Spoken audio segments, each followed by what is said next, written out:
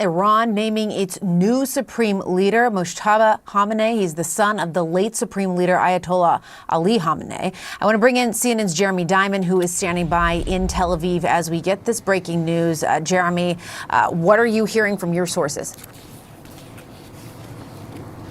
Yeah, Jessica, this is just in from Iran's Assembly of Experts. This is the body of senior Iranian clerics responsible for electing the next supreme leader. And they have now chosen, just over a week after the assassination of the Ayatollah Ali Khamenei, they have chosen his son, Mojtaba Khamenei, as his successor. He is a 56-year-old who is known for having close ties to the Iranian Revolutionary Guard Corps. And he will, in large part, his selection here will in large part be viewed as a continuation of his father's rule, and quite a hardline kind of stance for this Iranian body of experts to be choosing as the next supreme leader of Iran. The two other candidates who had been in the running to potentially be named as the next supreme leader were viewed as the more moderate candidates, and so clearly these senior Iranian clerics choosing to kind of continue the legacy of the Ayatollah Khamenei, who ruled for decades in Iran, by choosing another Khamenei, Mojtaba Khamenei. Interestingly, he was also apparently among the individuals who were targeted in those opening Israeli strikes last Saturday, which saw the killing of the former supreme leader as well as dozens of other senior Iranian officials. Mojtaba Khamenei was wounded in that strike, according to reports. His wife was also killed in that very same strike. So now we see the direction that Iran is heading in the wake of the assassination of the longtime supreme leader. It's also important to note that this is someone who President Trump has said would be unacceptable to him in terms of leading Iran in the future. The president had said in an interview with Axios a few days ago that Mojtaba Khamenei was a, quote, lightweight, and that choosing him was unacceptable, that this would be viewed as something that would kind of continue the direction of Iran. President Trump, of course, has said that he would like to have a say in the future direction of Iran, kind of likening this to the same scenario that just happened in Venezuela. But we are watching as this, very heavily ingrained system in Iran that has ruled the country for decades is remaining in power and electing another Khamenei as its next leader. All right, Jeremy, I want you to please stand by. We're going to come back to you. I do want to go to Fred Pleitgen, our colleague who is in Tehran. Fred, what are you hearing about this, the new supreme leader? Hi there, Jessica. Well, this announcement was made, I would say, about 20 minutes ago on Iranian state TV. It was a very low-key announcement. It was basically read out. They broke into their newscast. And to give you a sense of what happened there on Iranian state TV, there were still screens that showed some gatherings that are happening in the night. What's going on right now during these times of these combat operations, that there are nighttime vigils going on in several Iranian cities. And some of the people who were at those vigils were seen to start cheering as the new supreme leader, Ayatollah Sayyid Mojtaba Khamenei, was announced as the new supreme leader, third supreme leader of the Islamic Republic of Iran. There was a statement also from the Council of Experts that they had gone through thorough deliberations as they put that apparently the decision on Mojtaba Khamenei as the new supreme leader was actually made today. Obviously, the announcement coming today as well. And of course, people who were on that council of experts very much aware of the fact that this announcement comes at a time that's very difficult for the Islamic Republic of Iran. Jeremy alluded to some things that have been going on, obviously also some of the words that came from U.S. President Donald Trump.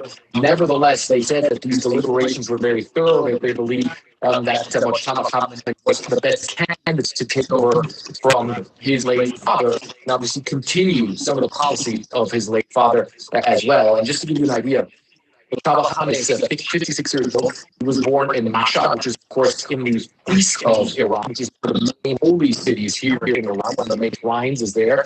He went to religious seminary, however, in Qom, which is another a major religious city, a holy city, which is not very far from here in Tehran. So certainly they have to be religious credentials for this position. He's also, if it were to be categorized, definitely more in the camp of the hardliners. He has good connections to the Islamic Revolutionary Guard Corps. So clearly, what the Council of Experts has done, it's opted for a continuation of the policies, the ideology, of course, also of his father, Ayatollah Ali Khamenei, who, of course, was killed a couple of days ago in an airstrike here in Tehran. So if anything, it is going to be continuity for everything that is going to lead also as this armed conflict continues and as that standoff, of course, also with the U.S. and the Trump administration continues. Okay, Fred Pleitgen live from Tehran. Fred, thank you so much for that reporting. I believe we also have Clarissa Ward standing by in Erbil, Iraq. Clarissa, obviously, the question now is what might the new Ayatollah mean for Iran's actions moving forward? Obviously, they have been striking where you are in Erbil and been trying to strike U.S. air bases as well. What more can you tell us? Well, Jessica, I think this comes as a surprise to nobody. It has been speculated now for a few days that Mojtaba Khamenei would indeed be announced as the new supreme leader. The real question here is, what will be the response of President Donald Trump? What will be the response of Prime Minister Benjamin Netanyahu? The Israelis have previously made it clear that he would not be a palatable choice for them because he is absolutely a sign of the continuation of the old guard, of the hardliners. He has a close relationship with the IRGC, a close relationship with the Basij paramilitary voluntary force. He was sanctioned by the U.S. in 2019. And I think something else that's very striking, just talking to some Iranian sources and contacts in the diaspora, is that many Iranians have barely ever heard this man speak. This is somebody who has largely been in the shadows, even though he was known to be powerful and wielding a lot of influence in the background. He is not what you might say a familiar face on Iranian televisions or a familiar voice. So it's going to be very interesting to see what the response is from the U.S. and Israel, and what kind of comments we may hear from him, and what that portends for the direction that this conflict is taking. Certainly, a lot of people will not be feeling overly optimistic about this, depending on which side of this war they sit on. Here in the region, there is just a desperate desire, Jessica, for everybody to try to find some kind of a diplomatic off-ramp. We have seen a steady stream of attacks across the entire Gulf, here in Iraq, where there are now real tensions between the Kurdish leaders, between the government in Baghdad. We heard the Iranian president just yesterday saying, you know what, we apologize for these attacks and they're not going to happen anymore. And within moments, we saw a drone hit the Dubai airport. And those attacks have continued in today. A big strike in Kuwait, hitting a ministry, a 22-floor building engulfed in flames. Fortunately, no one died. In Bahrain, a desalination plant was hit. And it's clear that people in the region and leaders in the region are getting increasingly frustrated and running out of road in terms of holding this position of trying to be patient, to not allow things to escalate. We heard the leader of the United Arab Emirates yesterday, in very rare comments, really issuing a stern rebuke, calling Iran the enemy. That's not language that we have heard before. And also saying that that the Iranian government should not confuse the restraint and the patience at this stage of the United Arab Emirates for weakness. So I think for many, this will be seen potentially as an ominous sign that this conflict is going to continue to escalate, Jessica. Yeah, and Iran had hoped that in striking some of those goal states that perhaps they would then turn around and put pressure on the U.S. and Israel. As you note, that has not happened just yet. Clarissa, I think a lot of people, too, we hear regime change a lot. We have heard that certainly from Benjamin Netanyahu. He's been quite clear about that being an objective for the Israelis. The U.S. and President Trump have talked about it, but not made it a clear objective when they listed out from the Pentagon. What might this mean, naming Mojtaba Khamenei as the new supreme leader? What might that mean in that conversation? Well, let's think about what President Trump has said. In the beginning, he talked about Iranian people take to the streets, take your country back.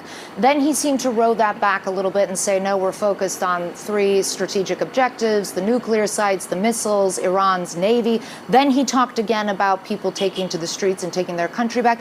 And then he has talked a few times about the success in his eyes of the Venezuela model and Delcy Rodriguez and how well that has worked out.